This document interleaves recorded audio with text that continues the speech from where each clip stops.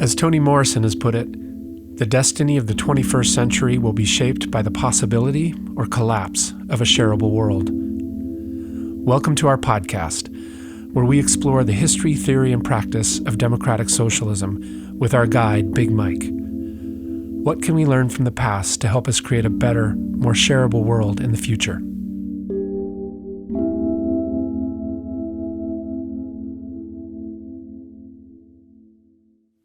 Welcome, everybody, to A Shareable World. We are in what I think is the third, maybe the fourth of a series of podcasts that have been looking at the Cold War coming out of the context of World War II.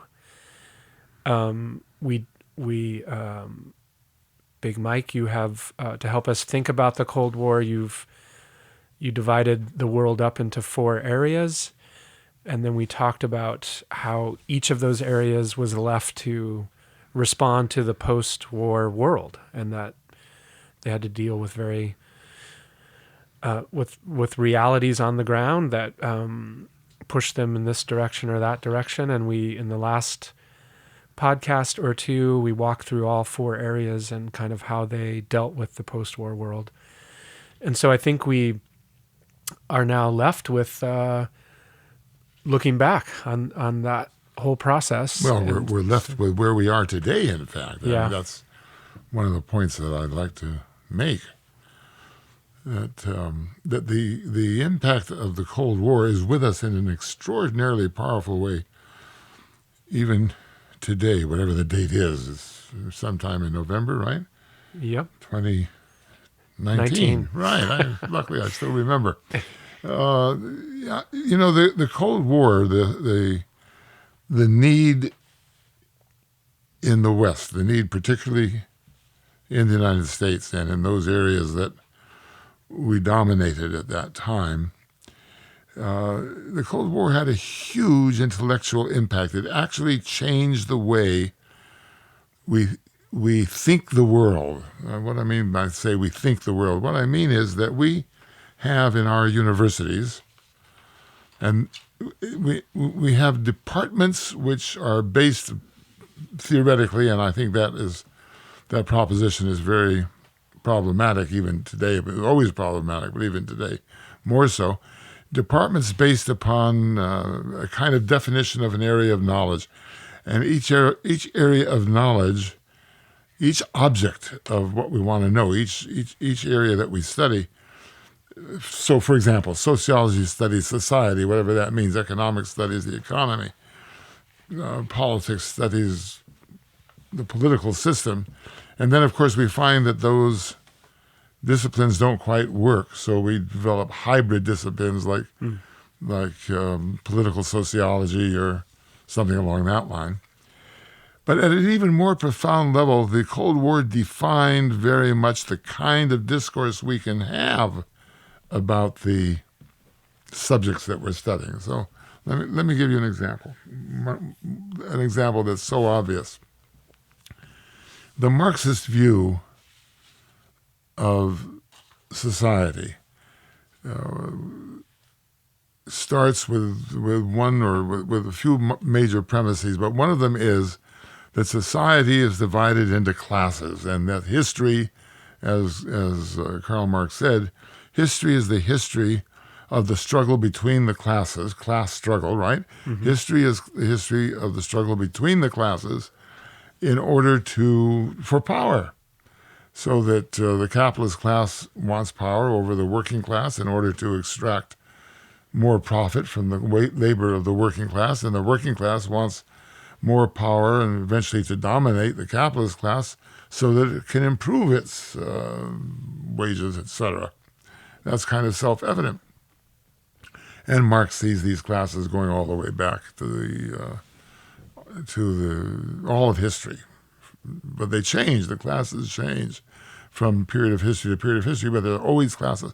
Well, in the Cold War, the communist position, the Eastern European position, Chinese position, was a position of class war. They were engaged in class war. And in fact, the very raison d'etre for the Soviet Union's policies, before as well as after the Second World War, was that you had to build socialism in one country. So what you had was the dictatorship of the proletarian class in the Soviet Union. Once it was firmly in position, you could spread it, the revolution would spread to other parts of the world. So, of course, the West counters that. But what's really interesting, and what we have paid too little attention to, in my opinion, is that the West often did this by changing the rules of the game. So, for example, at a certain point, talking about class in American society became very questionable. In fact, you weren't supposed to. We came up, our sociologists in the 1950s, 1960s, worked very hard to find other ways of categorizing groups in society than class. So we got terms like interest group or income strata, things of that sort. All kinds of ways of trying to overcome the idea of class, to get the idea of class out of the essentially non-communist and really anti-communist sociology. Now, I'm not saying that anybody sat down to design it that way. I don't think that there was some evil genius somewhere in the bowels of some institution in Washington, D.C., planning this. But I think the intellectuals in our society and the academics gravitated in that position. You knew that there was a certain discomfort, I'm going to be very nice about it, a certain discomfort that would derive if you gave a class on class conflict in American society in your sociology department. So you began to look for ways of reframing the question that would be acceptable in the public eye, or in the eyes of the board of overseers of the university where you worked. And gradually, in almost every field of the social sciences, and I will argue also in the humanities, the very nature of the discipline which means the tools and concepts with which we study a certain subject, a certain object, that they changed as a result of the Cold War, and we haven't really gone back. If you look, for example, at there's certain economics departments.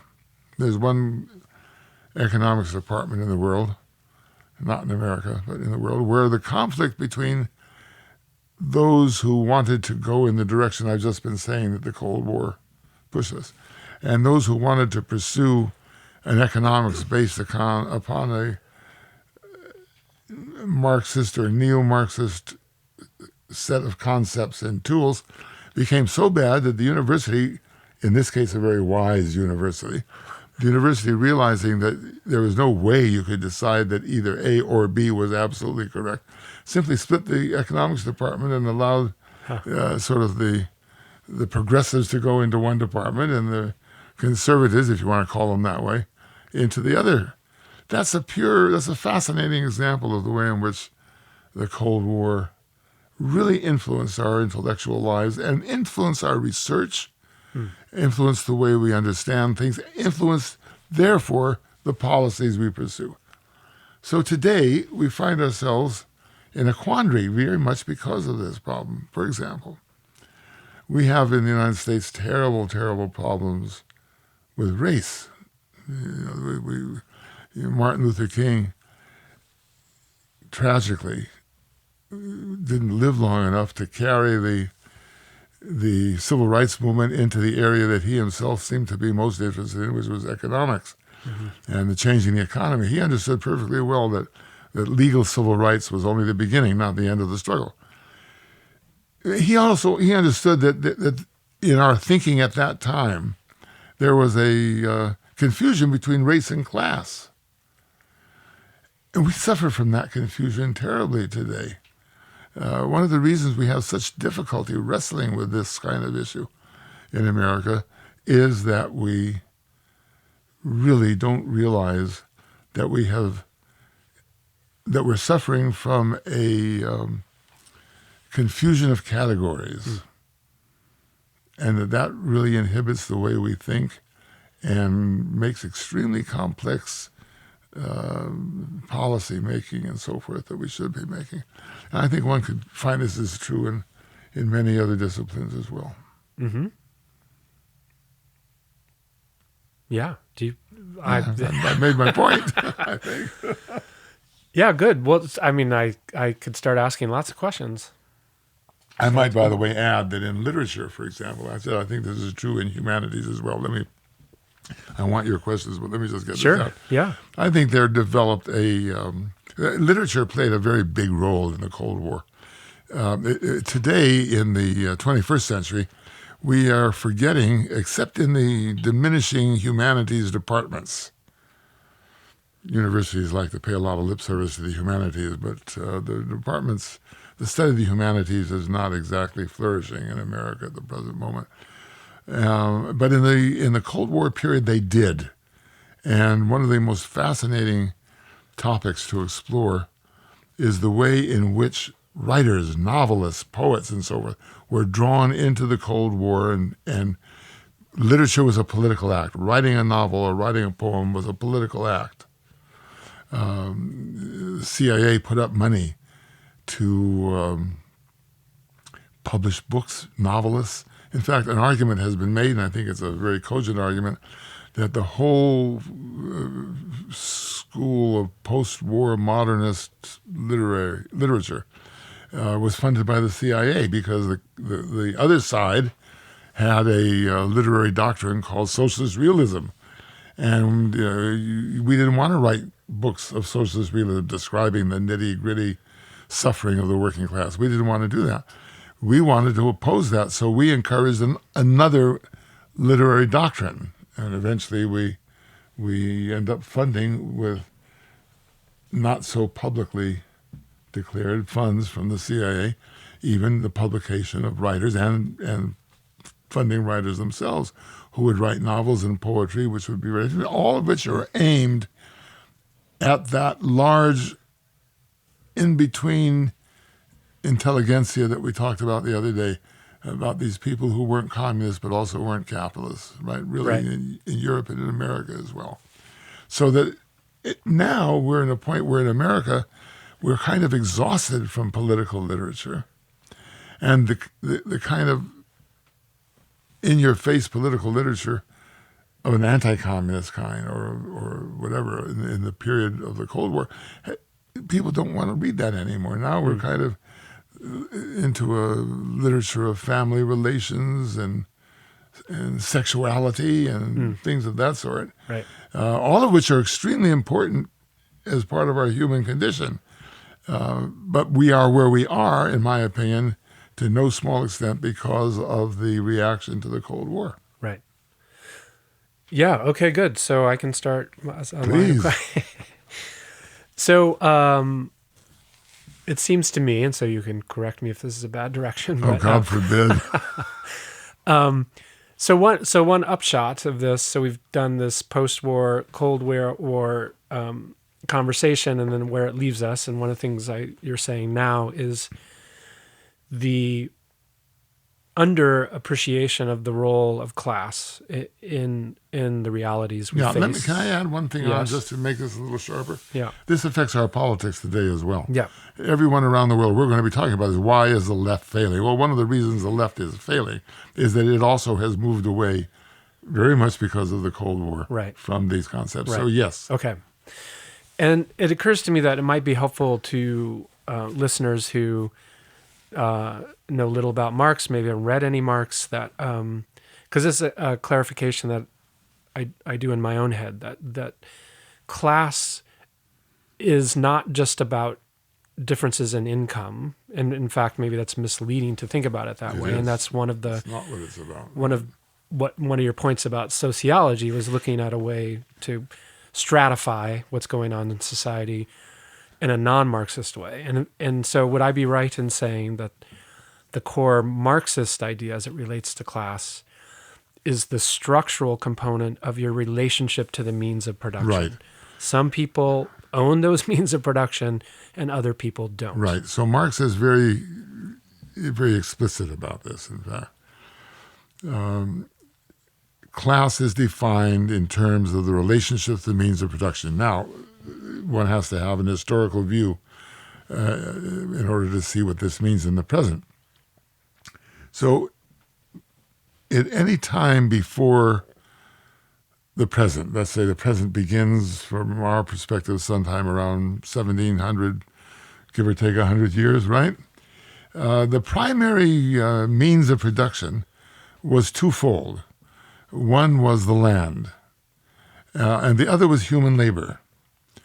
The consequence of that was that you had property in land and property in human labor, slavery. Mm-hmm. Slavery was an important means of production in the world from the times of the Roman Empire on, more particularly in the West and, let's say, in Asia. But nonetheless, slavery was an extremely important... I just told you I was watching Catherine the Great on HBO, and she's dealing with slavery in Russia. Trying to eradicate. At that very late time. Russia is in between, right? Always. Yeah. So when the Industrial Revolution begins, you can't date it. It's not an event that you can date at a certain point. But when it begins, people begin moving off the land. Now, that doesn't mean everybody living on the land owned land. They didn't. But they worked the land. They derived their livelihood from the land they worked. They may only keep possession of a quarter or a third of whatever it is they're producing, wheat or rice or whatever. But nonetheless, they're deriving their means of livelihood directly from the land. When the Industrial Revolution occurs, one of the first things that happens before the Industrial Revolution is that the powers that be, in this case primarily the feudal powers, and from Marx's perspective, he's looking at Western Europe, began to enclose the commons. Now, the commons was, what we call the commons, was those areas of mostly pasturage, where sheep and other four-legged beasts would be fed, which were held in common by a village or by a community, and they would let their sheep and their other beasts out there, their children, graze around for food. Eventually, it becomes of importance to the people who are the power centers in pre-industrial society to take hold of those commons, to take possession of those commons, kick the people off the commons, and convert them into whatever would make money for them. And this is part of the class struggle. That forces people off the land, and they move into towns and into cities. And you get, at the beginning of the 18th century, a tremendous increase in the population in major cities in Europe. These are people who now are divorced from access to the primary means of production of their livelihood previously. Yeah. Right? So they move into the cities. What do they have? They have nothing. And Marx says that here you get a new class being born, which he calls the proletariat. But the class is characterized by the fact that the only thing it possesses, it no longer has land, it no longer has anything to produce anything with except the energy, literally energy, the energy of its hands, its own bodies. Mm-hmm. So the working class is that class which has for sale, which is able to make a living only off the energy which it itself produces. Right. So it doesn't, and that means something even further. That means that since it has to live completely off the what it can earn with the energy of their own bodies, they have to go onto the market to buy even the most fundamental forms of food and clothing, whatever they need. They're dependent now no longer on their work applied to the land, but rather on their work which now earns them however much they earn, which they then take to the market. And it's the market, and that's what Adam Smith is beginning to describe in the late 1770s, the mid-1770s, in The Wealth of Nations, this market thing which develops as a system independent of anything else, where I go and I buy something with the money I earn, and the price of what I buy is no longer, mind you, I could produce 2 bushels if I worked a little harder. I could produce 3 bushels of wheat. Now the price of that, how much I buy, is determined not by me or by how much work I put in, but it's determined by some mechanism which is abstract, called the market. So the proletariat has nothing any longer except the labor of its own hands, the energy of its body, which raises some very interesting philosophical questions. We can go into them another day. But for example, what parts of your body make energy? We go into that on another occasion. Opposed to that are the people who own the factories where the workers have to go to sell their energy in order to make a living. Those are the capitalists. So those are two different classes. Capitalist society owns the means of production. The workers only own the energy of their own bodies. And they have to sell the energy of their own bodies to the capitalists to apply to machines. It's a kind of self-evident argument. It really isn't very complicated when you come down to it. It's immediately applicable today. Why are we so afraid of automation today? Because all of a sudden we're in a position, and there are many things that have happened to weaken the working class in the last 50 years, but we're in a position where the energy of the workers' bodies will no longer be necessary to produce things. Right. That's kind of remarkable to think about, that if automation really takes off, and if solar power, for example, if all these things come together, the worker won't have any place to sell the energy of his body or her body. Right. So this issue of unemployment as a consequence of automation is not a new issue.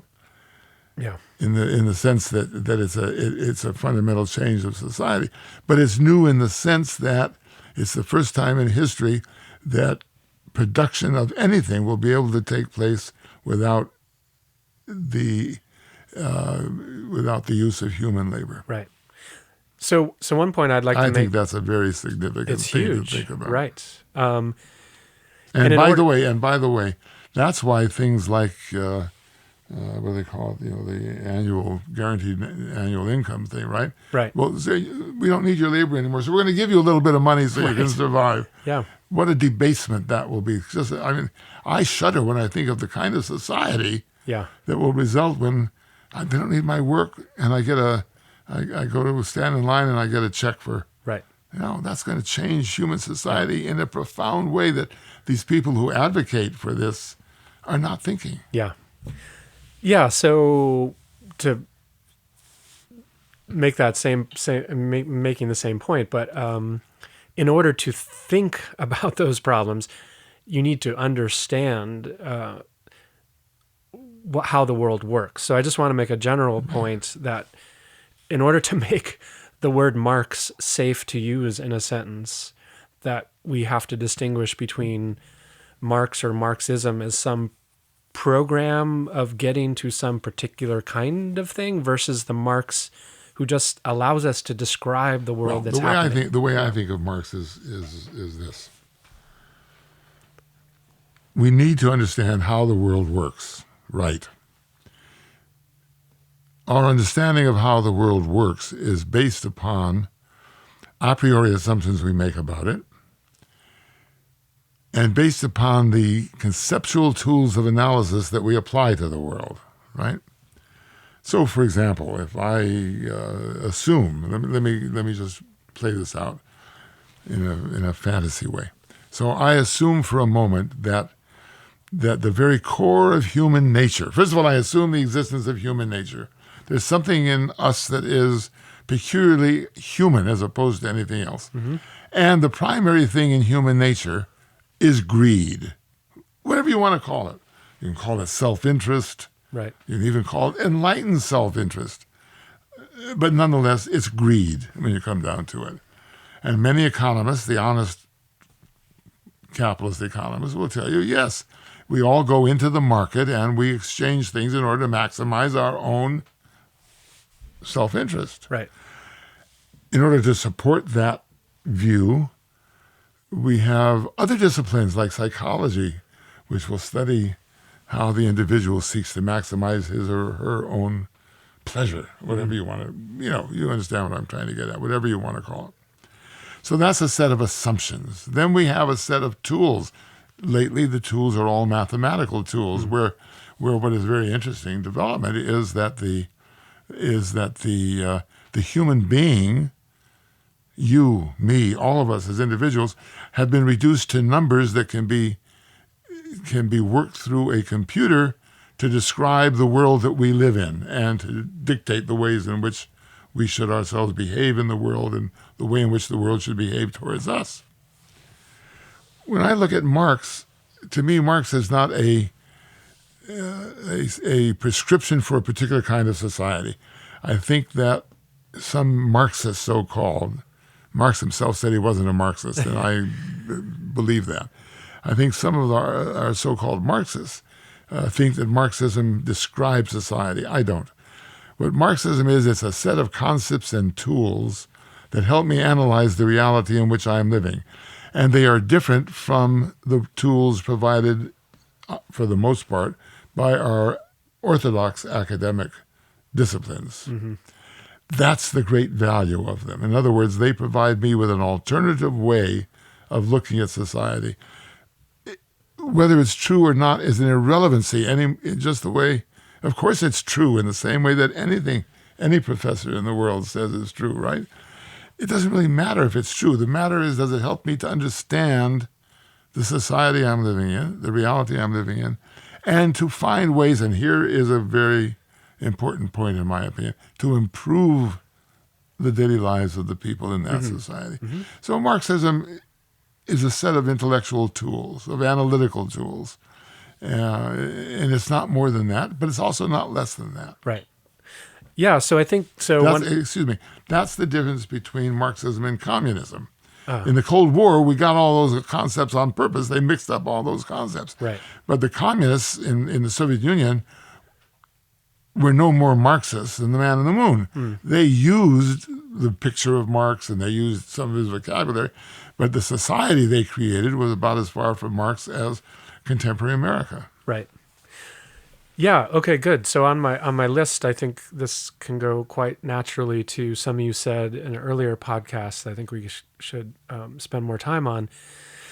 So if Marx gives us this tool, for example, just this one idea we have on the table that class is about your relationship to the means of production, you said in an earlier podcast that class conflict or even class warfare in the United States, maybe especially, is riding on top of ideological warfare. So you were trying to draw a distinction between how political struggles look on the surface in the United States versus the class component that might be behind. I think there are a variety of ways of getting at that.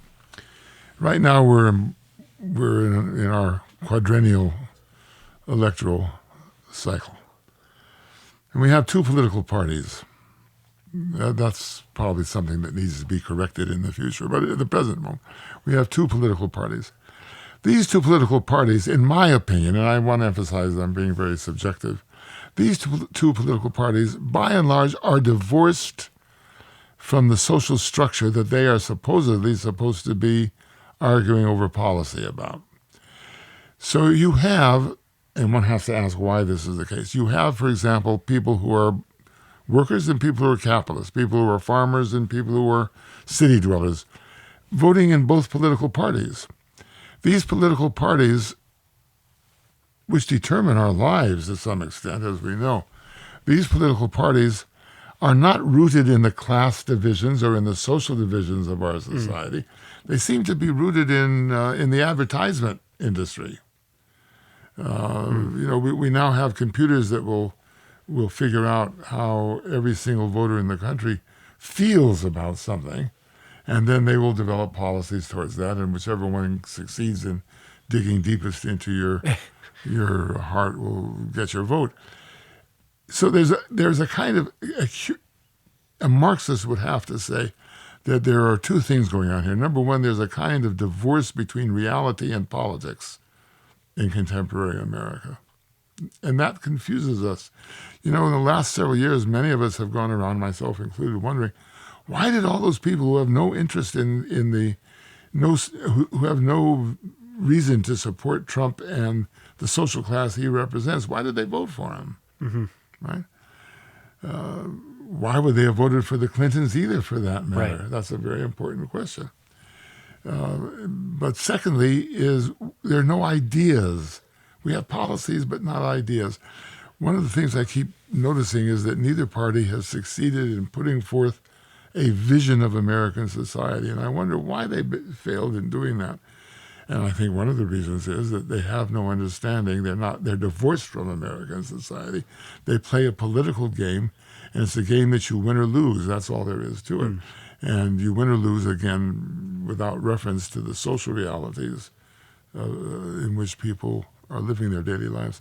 I think that's very important. So there is class in America, and we see it constantly. We have people who are poor, and they don't have any way of making a living. They can't sell their energy on the market. Yeah. That's what being unemployed means. What does it mean to be unemployed? It means there's no market for the only thing I have to sell, which is the energy of my hands, right?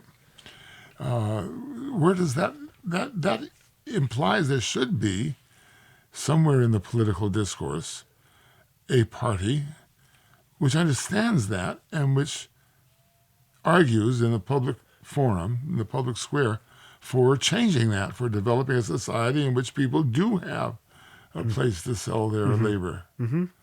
But we don't talk about it. Instead, what do we talk about? We talk about jobs going off to China. Right. Well, God, jobs going off to China means I don't have any place I can sell my work. Right. So I'm just looking at my list. This is maybe a bit of a tangent, but just in terms of talking about ideological warfare, you once said that to me, and this stuck with me, that you saw there was a way of thinking about the United States as the most ideological country in the world. Right. Could you just draw that contrast again? Well, that remark, which I hold to and have for decades, is very much a consequence of my own experience when I was on the exchange program with the Soviet Union. So back in the late 1950s, the U.S. established an student exchange program with the Soviet Union, and I was on that exchange program. And one of the things that I realized after 13 months in the Soviet Union, coming back, was that I didn't meet very many, if any, Soviets who really believed in communism. Mm-hmm. Now, that doesn't mean they didn't believe in a better life. They had a really crappy life. I mean, Soviet society was nothing I'd write home to my grandmother about. So they understood very well what the realities they lived in, the harsh, oppressive realities were. They wanted better, they dreamt of better, but they had no scales on their eyes. They saw precisely what it was. You just had to wake up in the morning in an apartment that you shared with 5 other families, and there was one toilet without a toilet seat. I mean, it wasn't difficult. You come back to America, and people believed in capitalism. Somehow, no one seemed to believe in communism. I'm not saying that maybe there weren't a few high party officials who maybe did believe, but no one on the street that I ever met believed in communism. I came back to America, and capitalism was kind of religion. Do you believe in capitalism? Oh, I have great faith in capitalism. I mean, the way we talked about it, as if it was a independently existing deity that we, Feuerbach and imagining that human beings created the economy and then forgot that they created it and it became a self-standing object. Right. Well, I think that's what I meant, that Americans were true believers. Yeah.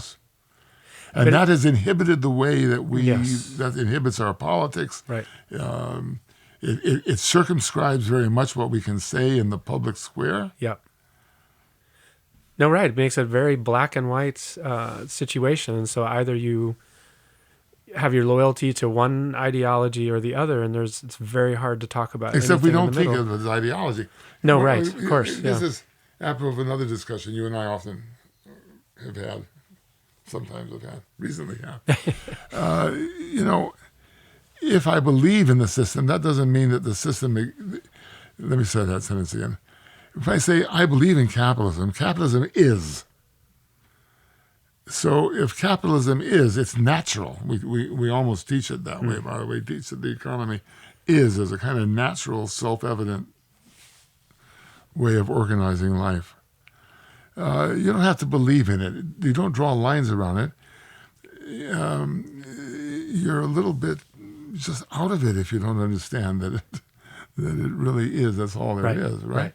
So I think this is a crucial point. The dominance of an ideology means you don't have to think about the ideology at all.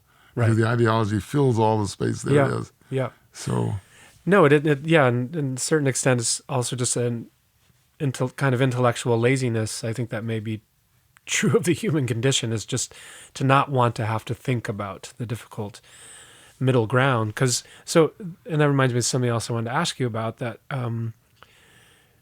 the post-Cold War period, I think for a lot of people in the West or in this American area, that indeed the failure of the Soviet Union is the big evidence we need that market control is not a good thing. It's just like, it's as if this experiment were run in the Soviet Union, and now we have the lesson. That's absolutely right. One of the successful moves that Western capitalism made in the Cold War was to so identify the Soviet Union with anything that was non-capitalist that once the Soviet Union fell, it obviated the possibility of any reality other than capitalist reality. Period. Mm-hmm. Pure and simple. We may fiddle at the edges. So when I look at the candidates now, for example, in the present electoral cycle, Bernie Sanders may say he's a socialist, but he really isn't. He really is a very, very good New Dealer, follower of Franklin Roosevelt's New Deal, as is Elizabeth Warren.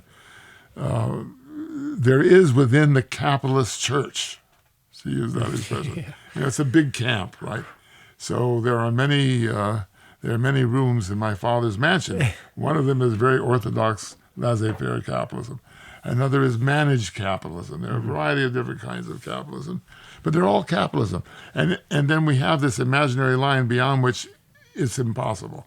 So if you have a successful society, and we said this before, if you have a successful society that operates according to some different principles than, say, capitalism, you redefine that society so it fits within the broad church of capitalism.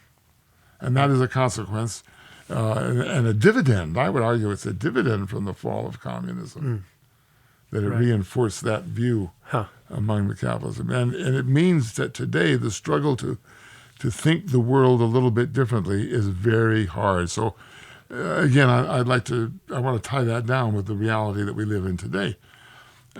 We are struggling. We have an existential crisis, namely the environment. It's huge. There is no issue we can talk about that is more important than the environment, because if we can't breathe, we're all dead anyway. Right. So it really doesn't matter whether I have single-payer medical care or whatever, right? I'm dead, right? I'm exaggerating to make a point. We cannot seem to think of solutions to our environmental challenges except within the capitalist system. The very terminology we use, the tools that we think are available to us to use it. We're monetarizing nature as a way of dealing with it, for example. That says it right there, that our imaginations are constrained by the socioeconomic system in which we live. Right. That applies to the arts as well, by the way. Yeah. But in something like our political imagination, our scientific imagination, even our scientific imagination is constrained by the society in which we live. What's an example of the scientific imagination? Well, for example, thinking of various ways in which to deal with the environment. What would work and what wouldn't work, right? Yeah. Yeah, no, it reminds me, I think I've told you this story about there's a believe a Nobel Prize winning physicist in this area who has written a book about how so much scientific knowledge is tied up in patents. That there are solutions to be had if all of that knowledge. So that's a wonderful example because the idea of private property, which is something we should talk about someday, the idea of private property, which is a very circumscribed phenomenon, both in terms of history and in terms of society, we apply it to knowledge. Now, who would ever imagine that knowledge is possessible by an individual or a company? Yeah. Which is what our whole patent system depends upon. Right. It's all, to me, coming from Mars or whatever, I can't imagine that anybody could argue that knowledge is a piece of private property. Right. That's a good example. Yeah. And then an especially pointed one in the case of environmental crisis, Right. because if that knowledge is out there to solve problems. Health. What about health? And health, yeah. Companies who produce medicines and Right. then charge enormous prices for them to make profit. Yeah. Okay, well, so we're kind of approaching the end of our normal running time for a podcast, and I want to circle back to something definitional that I still must say I'm still a little confused about, which is, so in the course of our discussion of the post-war period, we've talked about kind of capitalist liberalism, social democracy, communism, but you are concerned that we etch out a place for this concept of democratic socialism. So if we could circle back to what you mean specifically by that way of saying it, democratic socialism in this post-Cold War period. I'm trying to draw a line here, which is not new, but has to be drawn over and over again, I think, in order to reach some clarity. I'm not sure we do have clarity on it, but I'll try. To me, there are two positions that I would compare. First one is social democracy. What does social democracy mean? I think that social democracy is a term which means, to borrow from the other side back in the 1960s, capitalism with a happy face. Mm-hmm. In other words, is there a more just way to maintain capitalist property relationships, capitalist social relationships, capitalist relationships to the means of production, but to do so in such a way that people are happier with it? Right. Right. So we'll redistribute the product a little bit differently. We'll have higher taxes on the rich, but we'll still have rich. Right. I don't notice anybody saying let's get rid of the rich. Right. We'll still have the rich. That's social democracy. Okay. I think Franklin Roosevelt was exemplary a social democrat. Democratic socialism is the opposite. Democratic socialism says, no, we must change social structures. We must change relationships to the means of productions. We have to change the institutions within which we live, and we must do so democratically. So one wants to democratize capitalism, and one wants to say we have to get rid of capitalism in a democratic way and come up with a different side. That, to me, is the primary difference. And I think that's a world of difference. Mm-hmm. We have a whole range of social experimentations in the modern world that we could point to for this kind of thing. So if I were going to think on a very, very small scale, I would say that, for example, the kibbutz in Israel, the completely collective, communal agricultural colony, was a very excellent example of democratic socialism.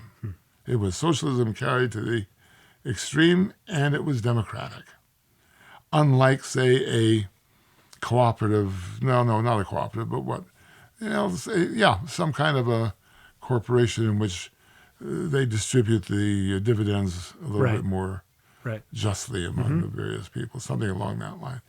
So we have lots of experiments that we can look at, and I hope we will look at it with time, to demonstrate these different points. But I think that's the crucial difference. Democratic socialism believes we need a different society than we have. Social democracy wants to Right. make capitalism happier. And so do markets have a Well, place that's a very important question. A democratic socialist, and the way I'm using the term, and I have Right. to emphasize that, would say we will have markets where it's appropriate to have markets, and if it isn't appropriate, we won't have markets. Right. So let's go back to what we were saying a couple of minutes ago. Is it appropriate to have a marketplace in health? Right. If health is a human right, then you can't have a marketplace in wealth, because in health, there's no way in which we can bargain about the cost of health. Right.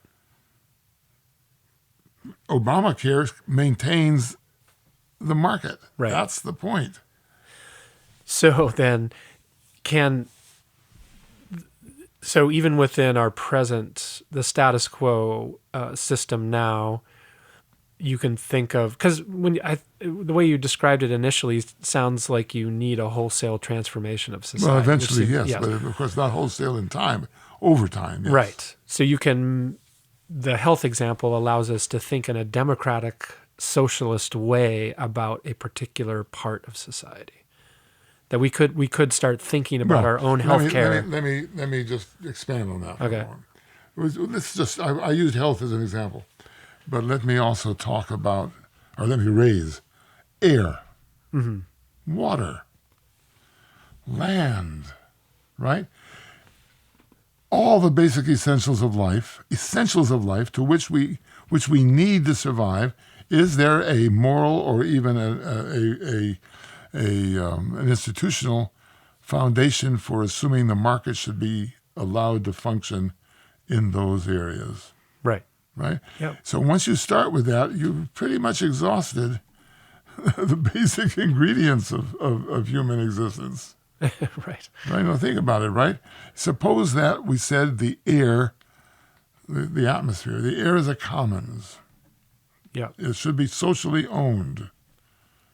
I believe Yeah. this, by the way. Yeah. What does that mean about pollution? There's no market in pollution. We now are trying to deal with pollution with a market. Yeah.